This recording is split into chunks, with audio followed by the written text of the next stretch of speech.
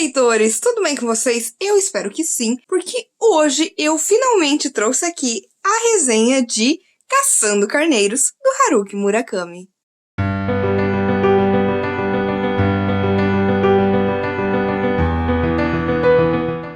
Gente, este aqui é o segundo livro da trilogia do Rato e também o segundo livro do projeto Murakamando. Vou deixar tanto aqui nos cards quanto na descrição a resenha do primeiro livro que a gente leu, que foram as primeiras duas novelas do Murakami, que foi Ouça a Canção do Vento e Pinball 1973, que aí são as primeiras duas histórias que falam um pouquinho do Rato como aí um personagem secundário. E aqui nós temos a terceira, que é o que o próprio Murakami considera a sua primeira grande história. Ele mesmo fala que as outras duas novelas foram aí meio que um treino, foram um começo para a história dele como um autor. E faz todo sentido, porque quando o Murakami escreveu Caçando Carneiros, aí sim a gente viu todo o realismo mágico dele e como através do absurdo ele consegue falar coisas extremamente profundas e verdadeiras sobre a nossa vida. E enquanto eu não gostei tanto das outras novelas dele, exatamente por serem muito realistas, aqui ele joga tudo assim pro mais bizarro possível, para algo extremamente surreal e, gente, funciona demais. Porque em Caçando Carneiros a gente vai ter uma história com o mesmo narrador e protagonista das histórias anteriores, e aqui ele já tá no seu presente. Enquanto nas outras novelas ele vai falar um pouquinho mais de anos passados, aqui ele vai escolher falar sobre exatamente o que tá acontecendo na vida dele naquele momento. E ele tá passando por uma situação meio complicada, porque ele se mudou para uma outra cidade, que não a cidade natal dele, ele está se separando, ele tá tendo um divórcio,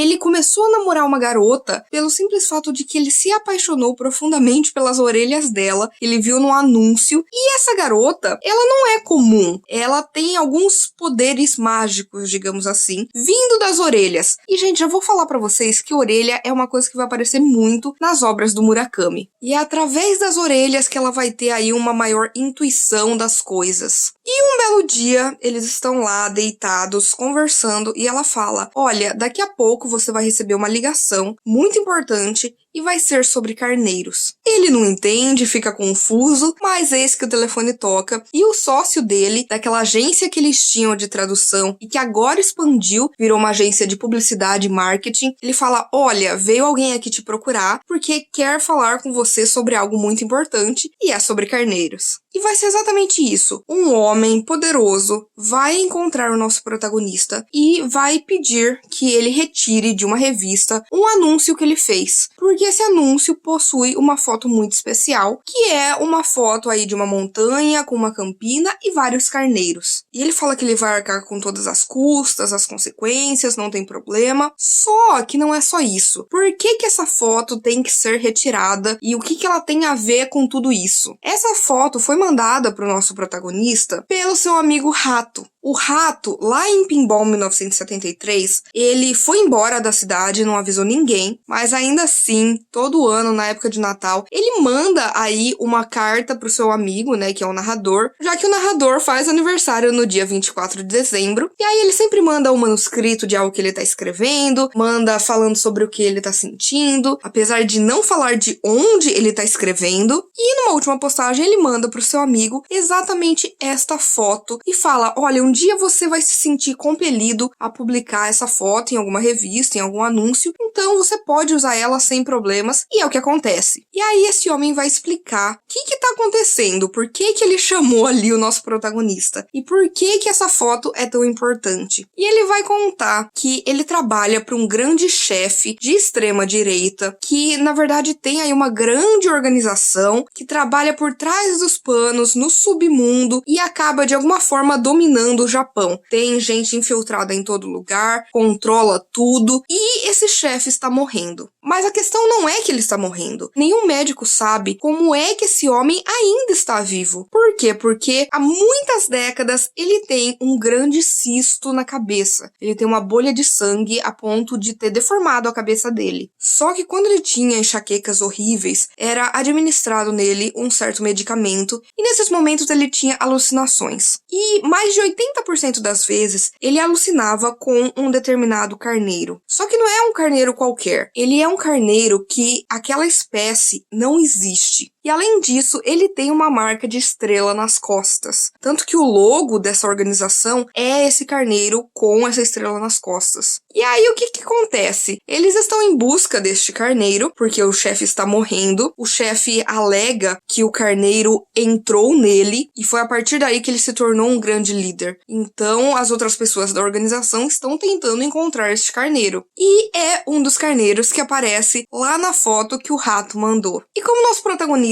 ele não quer dedurar o rato, ele não sabe onde o rato está, ele é que vai empreender aí uma busca por esse carneiro, toda financiada, né, por essa organização. Então ele e a namorada vão sair aí tentando encontrar esse carneiro que talvez nem exista em algum lugar do Japão. Gente, quando eu falo isso, parece uma história muito absurda, né? E é. Aqui, o Murakami, ele eleva toda a questão do realismo mágico para algo bem kafkaesco. Ele coloca tudo tão absurdo, tão maluco, exatamente para fazer um monte de metáforas e analogias que tenham a ver com a nossa realidade. Porque esse, na verdade, vai ser um livro sobre amor, sobre amizade, sobre autoconhecimento, sobre caos, sobre vontade, sobre mediocridade. Esses são assuntos que vão surgir o tempo inteiro nessa história, mas ela vai falar principalmente sobre a busca de um propósito. Todos os personagens que aparecem neste livro estão em busca de um propósito para sua vida. E não é diferente com a gente. Então, através de uma escrita muito simples, muito fluida, mesmo que completamente surreal, Murakami ele vai tocar em assuntos muito importantes e vai impactar o leitor de uma maneira que é algo muito único, gente, de verdade. Para vocês terem uma noção, olha o tanto de marcações que eu fiz neste livro, cada cor por uma coisa, porque ele vai ter referências a outras histórias do Murakami, ele vai ter frases que vão ressoar em você. E uma coisa que eu achei engraçado é que, apesar da busca ser por este carneiro, né, a gente vê o nosso protagonista e a sua namorada percorrendo aí todo o Japão em busca desse carneiro. Algo que me chamou bastante atenção aqui é que a gente vai ter aí muitos elementos marinhos. A gente vai ter o nosso protagonista que tá sempre falando do rio, que está sempre falando do mar. A gente vai ter aqui um personagem que vai ser nomeado como Sardinha. A gente tem o Hotel do Golfinho. E tudo isso traz a imagem de como as coisas são fluidas, de como as coisas são passageiras, de como tudo é muito frágil e rápido. E sempre foi assim na vida desse personagem e é assim na nossa vida. E assim, eu sei que muita gente não gosta dessa história, tá? Exatamente porque ela vai ficando cada vez mais maluca.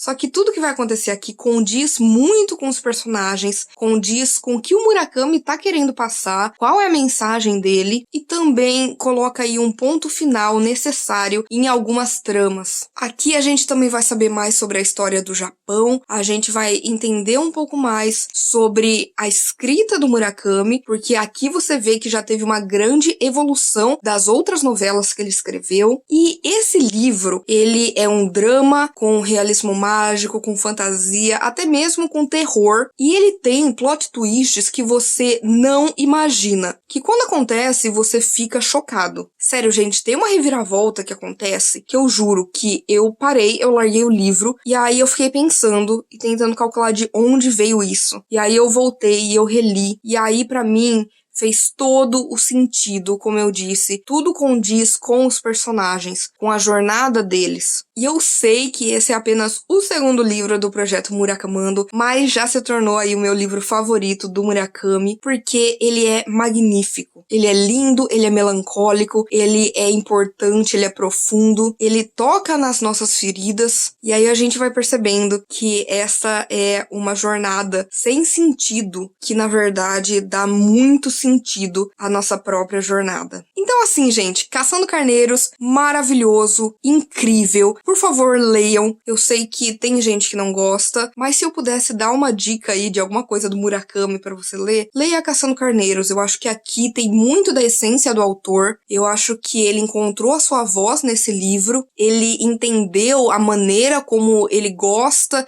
de criar as suas narrativas, de como ele gosta de desenvolver os seus personagens e principalmente principalmente de como ele eleva as coisas para um nível tão absurdo a ponto de fazer muito sentido, da gente perceber tudo que tá acontecendo, da gente sentir o que tá acontecendo, e mesmo que você não se apaixone pelos personagens, porque querendo ou não, o nosso protagonista, ele é um cara meio entediado, ele é um cara medíocre, mas ele tem muitos pensamentos interessantes, ele é muito introspectivo e ele guarda muita coisa, mas pra mim foi impossível não se apaixonar por essa trama tão bem amarrada, tão bem feita, que lógico, deixa a gente com muitas perguntas no final, deixa, mas eu gosto muito disso. Eu gosto quando o autor constrói a sua narrativa e aí depois que ele já quis dizer tudo o que ele queria dizer, ele dá aquilo na sua mão e faz com que você interprete o que você leu. Então, gente, que livro maravilhoso. Eu fiquei completamente encantada e agora eu tô, assim, 100% focada no projeto Murakamando, porque eu tô amando, eu amei esse livro. Sério, gente, leiam.